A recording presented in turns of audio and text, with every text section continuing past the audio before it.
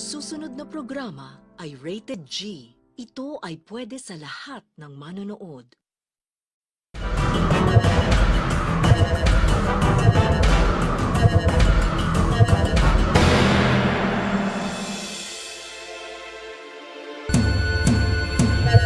Puso.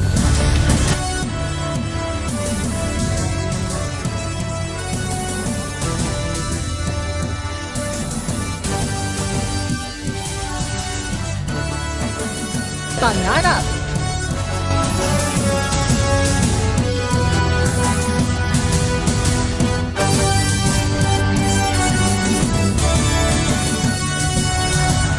At pag-asa.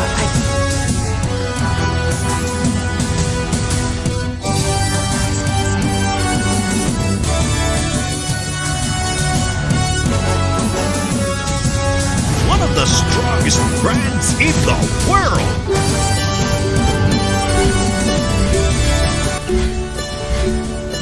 Abangan ang pagbabalik ng teleserye ng totoong buhay.